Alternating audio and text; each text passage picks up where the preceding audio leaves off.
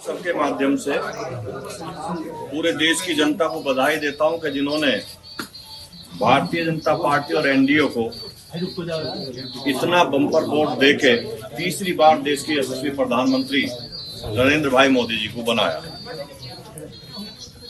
मैं आज आपको बुलाने का एक विषय था कि कल हमारे पूर्व सांसद जी ने एक प्रेस की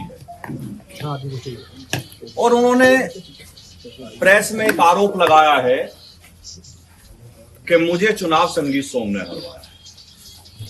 मैं भारतीय जनता पार्टी का समर्पित कार्यकर्ता हूं। मैं भारतीय जनता पार्टी का वो कार्यकर्ता हूं कि जब उत्तर प्रदेश की सरकार ने आतंक मचाया हुआ था, समाजवादी पार्टी की सरकार ने,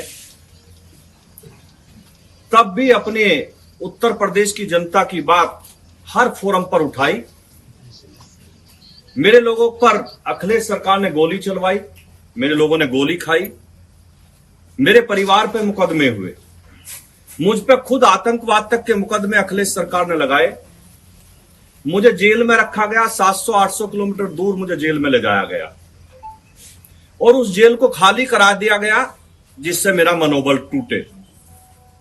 मैं भारतीय जनता पार्टी का बिल्कुल समर्पित कार्यकर्ता हूं।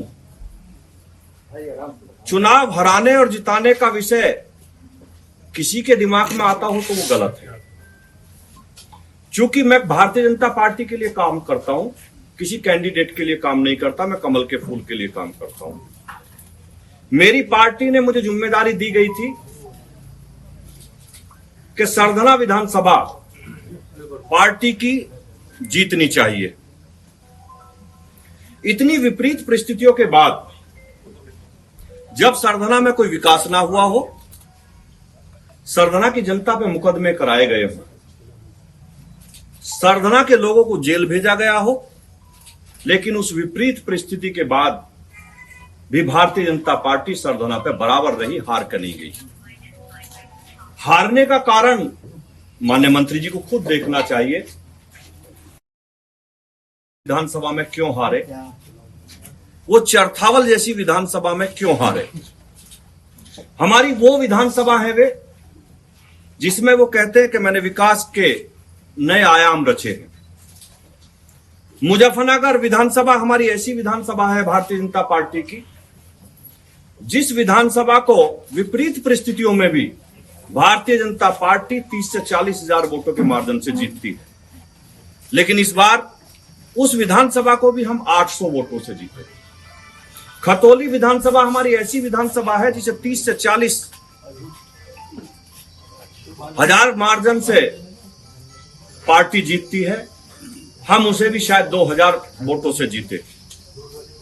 हम मुजफ्फरनगर की जो माननीय बालियान जी की हमारे भाई हैं, जो उनकी घर की विधानसभा है चरथावल और बुढ़ाना, ये उन्हीं दो विधानसभाओं पे हारे। तो उन्हें चिंतन मनन ये करना चाहिए कि आखिर मैं घर की विधानसभाओं पे क्यों हारा। पार्टी के अगर वो समर्पित कार्यकर्ता हैं तो हम कार्यकर्ताओं का एक फोरम होता है। अगर किसी ने कोई गलती करी है और किसी की कोई शिकायत हमें एक दूसरे से है तो हम अपनी पार्टी फोरम पे बात रखते हैं। पार्टी का हमारा प्रदेश नेतृत्व है, हमारा राष्ट्रीय नेतृत्व है, हम अपनी बात वहां रखेंगे, ना कि मीडिया के सामने रखेंगे। मुझे तो मीडिया के सामने इस बात के लिए आना पड़ा क्योंकि मुझ पर नाम लेकर आरोप लगाया गया। मैं भारतीय जनता पार्टी के अपने नेतृत्व से यही कहूंगा कि इस सारे विषय की जांच होनी चाहिए। मैं भी 2022 में चुनाव हारा था। कारण क्या है मैं कुछ नहीं कहूंगा, लेकिन मैंने पार्टी को अपनी बात बताई और पार्टी ने उसकी जांच की होगी या कर रही होगी। मैंने कभी भी मीडिया के सामने हार का ठीकरा किसी के सिर पर नहीं फोड़ा के। मैं संजीव बालियान जी को भी यही सलाह देना चाहता हूं कि पार्टी के कार्यकर्ता के तरीके से आप अपनी बात रखिए, पार्टी फोरम पर रखिए, मीडिया के सामने मत रखिए, क्योंकि हम घर की लड़ाई बाहर नहीं ले जा सकते। और मैं विपरीत परिस्थितियों में, मेरी पर्सनल नाराजगी होने के बावजूद मैंने संजीव बालियान जी को सरधना पे चुनाव नहीं हारने दिया। मैंने इतनी मेहनत करी, कार्यकर्ता लगने के लिए तैयार नहीं थे। चुनाव के दिन आपकी जानकारी के लिए मैं बता दूं, जो हमारी पार्टी के बचते गए वो भाजपा के बूथ अध्यक्ष से लेकर सपा के बूथ अध्यक्षों को दिए गए। लेकिन उस परिस्थिति में भी हम लोगों ने भारतीय जनता पार्टी को चुनाव जिताया। हर गांव में कोशिश करी कि चुनाव जीता जाए। भारतीय जनता पार्टी का कार्यकर्ता ही चुनाव जिताएगा, ना कि समाजवादी पार्टी का कार्यकर्ता चुनाव जिताएगा। मैं आज आप लोगों के बीच में यही कहने के लिए आया था कि मैं भारतीय जनता पार्टी का समर्थित समर्पित दोनों तरीके का कार्यकर्ता हूं। मैं अपनी पार्टी के लिए दिन रात जी जान से मेहनत करता हूं और वो हमेशा करता रहूं।